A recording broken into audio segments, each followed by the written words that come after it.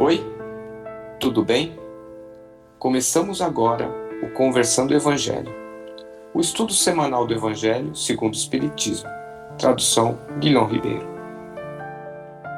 O estudo de hoje é o número 15, capítulo 4. Ninguém pode ver o reino de Deus se não nascer de novo.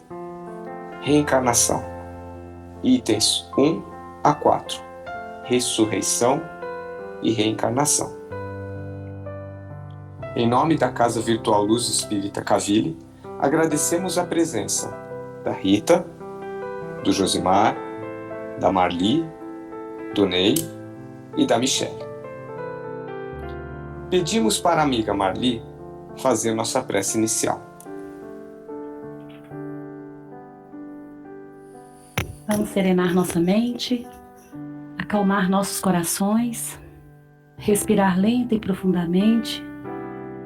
Vamos nos conectar com Deus. Querido Deus, Mestre e amigo Jesus, agradecemos a oportunidade de estarmos mais uma vez reunidos em Seu nome, para o estudo desta noite, buscando aprender sobre o Seu Evangelho de amor. Pedimos, querido amigo, que todo o aprendizado dessa noite nos traga o propósito de uma vida melhor, que possamos sempre servir em Seu nome, que tenhamos paciência, sabedoria, simplicidade e, acima de tudo, amor com o nosso próximo. E que em momentos que nos venha o cansaço, o desânimo e a incompreensão, que tenhamos força para sempre continuar. Que saibamos, Senhor, pedir perdão, perdoar e amar nossos irmãos. Que sejamos luz em todos os lugares que estivermos. Que a Sua presença seja sentida através dos nossos atos. Que assim seja. Que assim seja, graças a Deus. Obrigado, Marli. Dando continuidade ao estudo, eu peço para Maria Rita explicar para nós se por meio dos trechos do Evangelho é possível concluir que os judeus conheciam a reencarnação. Boa noite a todos. Para responder esta questão, vou usar 3 fontes que considero confiáveis. A primeira fonte é uma entrevista que Severino Celestino deu ao programa Transição. A segunda fonte é a entrevista Conceitos do Judaísmo, publicada na revista Coleções Religiosas do Mundo, dada pelo professor Abraão Bernardo, presidente de uma sinagoga localizada no bairro Bom Retiro, na cidade de São Paulo. A terceira fonte são 3 passagens da Bíblia Sagrada, nas quais não restam dúvidas sobre a realidade da reencarnação. Na entrevista acima referida, Severino Celestino, estudioso da Bíblia, afirma que os judeus ortodoxos, os assídicos e os seguidores do Torá eram e são reencarnacionistas. Para ele, a reencarnação já era um conceito consubstanciado entre os judeus desde antes da vinda de Cristo. Nessa entrevista, cita a fala do rabino Ariel Kaplan sobre a crença dos hebreus na reencarnação, que assim se refere: não é possível entender a Cabala sem acreditar na eternidade da alma e suas reencarnações. Para Severino, não há dúvida de que o mais famoso livro do mundo, as Escrituras Sagradas, aceitem a reencarnação. O professor Abraão Bernardo, ao responder à pergunta dos entrevistadores sobre se para os judeus existe a reencarnação, assim se referiu: acreditamos na reencarnação e também na ressurreição dos mortos. Sob a ótica do judaísmo, a reencarnação não tem um momento preciso que conheçamos, mas entendemos que a alma, durante a sua existência, passa por um estado de aperfeiçoamento eterno. Passar pelo mundo terreno para adquirirmos experiências das coisas, sentimentos, valores e sensações físicas é necessário para o nosso aperfeiçoamento e nossa aproximação de Deus. Agora, a ressurreição dos mortos é algo que viria estritamente com a chegada do Messias. Seria o momento em que todos os mortos se ergueriam de sua sepultura. Nos referindo agora às Sagradas Escrituras, na carta aos Hebreus, no capítulo 7, versículos 9 a 10, Paulo escreve: podemos até dizer que, na pessoa de Abraão, aquele que devia receber o dízimo, Levi, entregou o dízimo, pois ele estava no corpo do seu antepassado Abraão, quando Melquisedeque veio ao seu encontro. Nestes versículos, o apóstolo Paulo reconhece que Levi estava encarnado no corpo de Abraão, ou seja, Levi é a reencarnação de Abraão. Outra passagem bíblica do profeta Malaquias, que viveu cerca de 400 anos antes de Cristo, faz uma previsão da volta de Elias, profeta que viveu no tempo do rei Acabe, rei de Israel, em 873 a 854 a.C. Da seguinte forma, afirma Malaquias: eis que enviarei o meu mensageiro para que prepare um caminho diante de mim. Eis que vos enviarei Elias, o profeta, antes que chegue o dia de Yahvé, grande e terrível. Ele fará voltar o coração dos pais para os filhos e o coração dos filhos para os pais, para que eu não venha ferir a terra com anátema. A passagem da Bíblia que trata do retorno de Elias como João Batista não deixa dúvida quanto à reencarnação e a crença dos judeus na reencarnação, que está em Mateus, capítulo 11, versículos 12 e 13. Eu, porém, vos declaro que Elias já veio e não o reconheceram, antes fizeram com ele tudo quanto que quiseram. Então os discípulos entenderam que lhes falara a respeito de João Batista. Então, João Batista é Elias, é uma das passagens mais conhecidas que remetem à reencarnação. A lei da reencarnação reafirma-se como o modelo ideal de justiça e bondade. Oportuno agora é falar esta fala de Kardec. A reencarnação não é, pois, uma opinião, um sistema como uma opinião pública, política ou social, que se pode adotar ou recusar. É um fato ou não o é. Se é um fato, é inútil não ser do gosto de todo mundo. Tudo que se disser não o impedirá de ser um fato. E agora, eu passo a palavra para Josimar para que ele aprofunde um pouco mais sobre o tema da ressurreição e da reencarnação.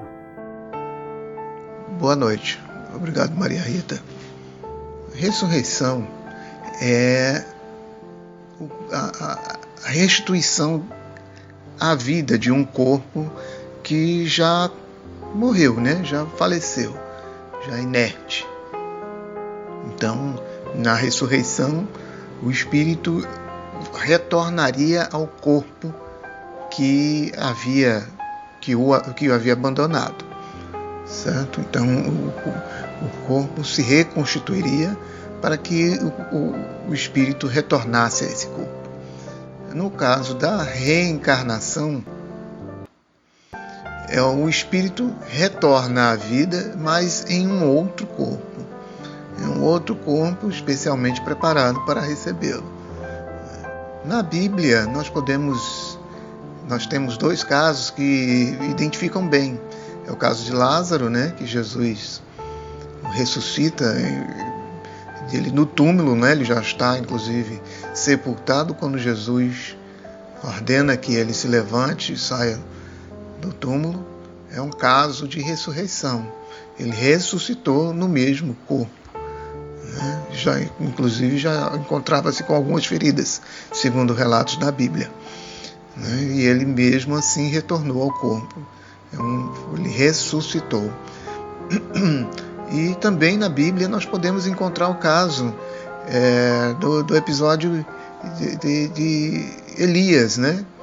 Que Jesus diz aos discípulos que, em verdade, Elias já teria vindo e eles não teriam o reconhecido, né? Que Elias, na verdade, era João Batista. Então, são dois casos distintos, né? O mesmo Espírito, o Espírito de Elias, numa encarnação, retornou como João Batista. Então, são dois casos distintos. E a gente pode definir bem, ficar bem caracterizado com esses dois casos. Muito obrigado. Boa noite. A reencarnação só se verifica depois de um determinado tempo na vida espiritual no além?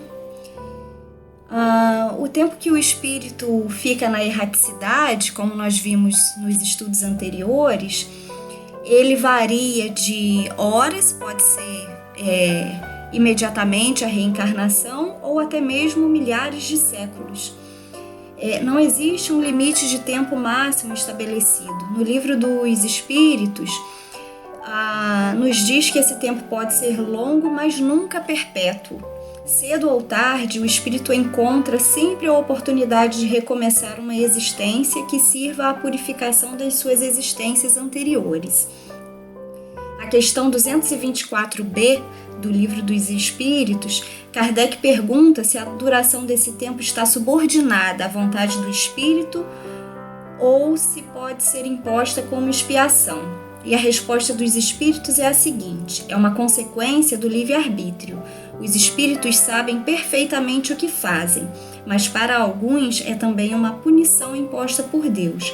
Outros pedem que ela se prolongue a fim de continuarem estudos que só podem ser efetuados com proveito na condição de espírito livre. Então, no Livro dos Espíritos isso fica muito claro. Nós, na condição de espíritos, sabemos o que nós precisamos e ficamos lá no plano espiritual a fim de estudar, mas isso não pode ser perpetuamente. Uma hora nós vamos ter que reencarnar nessa escola terrena para nossa evolução e progresso. Para alguns é escolha, esse período de tempo que fica lá, para outros não, para outros é realmente imposto o período de reencarnar. E aí eu gostaria que a Marli aprofundasse para a gente qual o objetivo da reencarnação. Boa noite a todos. Bom, Deus nos permite e impõe a reencarnação para que possamos alcançar a pureza e a perfeição espiritual. Ao reencarnarmos, adquirimos conhecimento e experiências que lapidam o espírito moral e intelectualmente. Viemos de uma natureza simples e primitiva. Com a aprovação do nosso Criador, passamos por várias reencarnações em mundos variados e em formas físicas também variadas, para que possamos cumprir a missão que nos cabe, que é evoluir. As expiações e missões de um espírito são as formas que temos para essa evolução. A encarnação é um pequeno momento, uma oportunidade que temos na vida física diante da eternidade, né, da vida espiritual. Uma possibilidade imensa para os reajustes, para perdoar, para amar, para fazer novamente sempre de forma melhor. Uma forma para que possamos aperfeiçoar em todos os sentidos, né? Nós precisamos de aperfeiçoar na forma de amar, de compreender, de perdoar, de servir. Enfim, reencarnamos para que possamos aprender. Precisamos de situações hostis, às vezes, ou seja, precisamos de encontrar situações que nos geram impaciência para que possamos treinar a paciência. Precisamos de uma situação de desigualdade social para que gere em nós o desejo de igualdade. Precisamos de situações de desamor para gerarmos o amor. Então, para que isso ocorra, precisamos de mundos e reencarnações como provas, expiações e missões. E aí, para dar continuidade ao estudo, eu pergunto para o Ney em que se funda o dogma da reencarnação. Não, Marli. É resultado de muitos estudos, de meticulosas observações dos fenômenos mediúnicos, após a aplicação de método científico, obviamente adaptado às suas características específicas, foram sendo acumuladas por Allan Kardec, o insigne codificador da doutrina espírita, opiniões, conceituações, revelações emitidas pelos espíritos, componentes da luminosa falange do espírito da verdade. A partir do desenvolvimento da ciência espírita,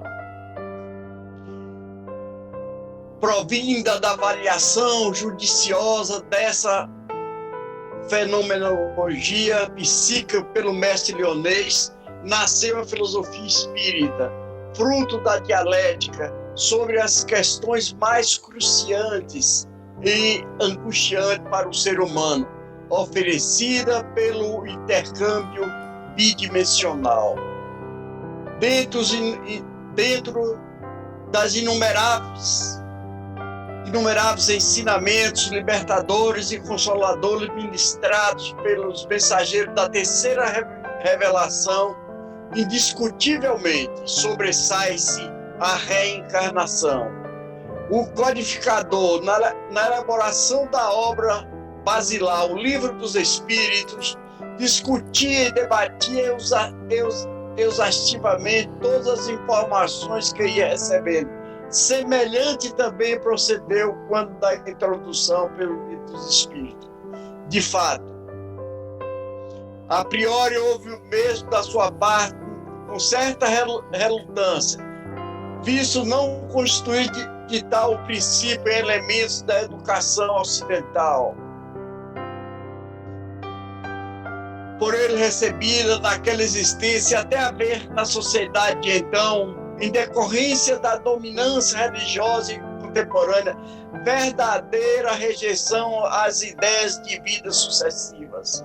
Nada obstante, o espírito, dado à tolerância, dispôs ao diálogo com a inteligência, com as inteligências desencarnadas, e somente quando vislumbrou racionalmente o fenômeno biológico da reencarnação como lei natural, traduzindo as necessidades evolutivas da humanidade, alargando os horizontes para a devida compreensão e elucidação das aparentes justiças divinas, e ao mesmo tempo consolidando a ação do livre-arbítrio humano nos acontecimentos da existência planetária, somente então aceitou por melhor compreendê-la. Observe-se, pois, não havia Allan Kardec aceito o princípio das vidas progressivas unicamente ao sabor das revelações mediúnicas, de forma ingênua ou mística. Antes submeteu ao calor das reflexões mais profundas, expondo as provas, e submeteu-se à prova da logicidade e da sensatez, como do resto costumava agir, com todas as informações de caráter filosófico e moral. A esse propósito, o próprio Kardec afirma primeiramente na Revista Espírita e depois nas obras póstumas. Pois bem, foi assim que procedemos com a doutrina da reencarnação, que não adotamos, embora vinda dos Espíritos, senão depois de haver reconhecido que ela só, e só ela, poderia resolver aquilo que nenhuma filosofia jamais havia resolvido. Agir, pois, com os Espíritos, como teria feito com os homens, foram para mim, desde o menor ao maior meio de informar, e não reveladores predestinados. E assim o conceito da reencarnação foi introduzido no Livro dos Espíritos por Kardec pelos Espíritos reveladores como um dogma, abrangendo questões que vão desde as suas necessidades e limitações pelo Espírito até o momento em que se desliga das experiências biosomáticas. Obrigado, Ney, por nos esclarecer sobre os fundamentos do dogma da reencarnação. E assim, vamos mais uma vez nos acalmar, cerrar nossos olhos, agradecendo a Deus o alimento que nos sustenta, a água que nos dá vida e o ar que respiramos. Agradecemos também ao Irmão Maior Mestre Jesus por ter deixado para nós o seu Evangelho como um legado, mostrando o caminho seguro e rápido para a nossa evolução. Que nós possamos, por meio destes estudos, aos poucos, fazer a nossa reforma íntima, mudando os nossos comportamentos e assim evoluindo. Agradecemos também a presença dos nossos amigos espirituais que aqui estiveram conosco e sempre estão, nos amparando, nos intuindo, nos ajudando e nos protegendo. E que eles continuem conosco nessa nossa jornada. E que assim seja, graças a Deus. Tenham todos uma boa semana e até o próximo estudo. Fiquem com Deus.